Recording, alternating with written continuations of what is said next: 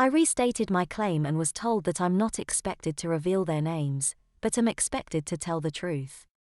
After a little deliberation and an assurance that I wouldn't have to reveal the names of my accomplices, I admitted to knowing them. Good, the woman said to me. You've made your first step towards rehabilitation. James, she said, turning to the boy. Why don't you tell the group why you'll be attending the after-school club next week? Just as meekly as I, James told his story and we all listened. But, you know that the activities are compulsory, James. It doesn't matter if you don't enjoy them or feel silly doing them, the woman said, claiming that the activities are all designed to benefit us, even if we don't realize what that benefit is. Hopefully you'll learn to join in and play nicely at the after-school club this week, and hopefully you won't have to attend next week too, she said in a patronizing tone. It appears that if we don't take part or engage with the activities at Sunday school, we have to attend on Saturdays too, and if, like James, you still refuse to actively participate, then there's an after-school club too.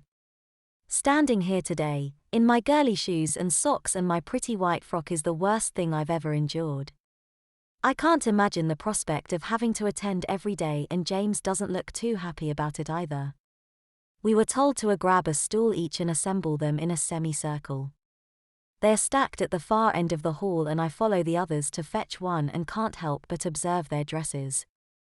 All wear white sashes around their waist, tied in an ornate bow at the back. The bows bounce and tails flutter as they briskly trotted toward the stools. Their skirts sway this way and that and their shoes clack on the hardwood floor. Some of their frocks are decorated with lace, some with frills and some have puffed sleeves, straight sleeves, or no sleeves at all. I return with a stool and place it in position before perching upon it. I'd somehow forgotten about my nappy until I felt it cushion me. The boy next to me tells me not to sit on my sash. Oh, I meekly say as I arrange my bow so it hangs unhindered behind me, just like the others. The woman in charge of our group perches on a stool and begins to read us a story, a morality tale about a child with options but often takes the wrong path.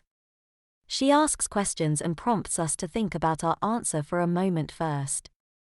Questions such as, do you think it was right or wrong to give an honest opinion in X scenario? Or how would you have felt if someone embarrassed you with the truth? I guess the lesson was that there's a time for telling the truth and a time for being tactful. For example, my mother asks if I like her new hairdo. I should be complimentary rather than apathetic, or worse still, honest. If the police ask if I knew the kids I was with the night I got into this mess, I should have said yes rather than lying. I could have honestly refused to give their names, but denying that I knew them was wrong, although I still had my reasons for lying about that. I'm sure you did, the woman told me, before asking how long I have to attend Sunday school for. 48 weeks. I replied. Minimum, I added.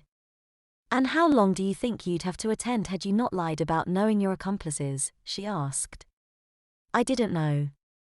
24 weeks, she informed me, before claiming that if I'd named them too, I'd have only been here for 12 weeks.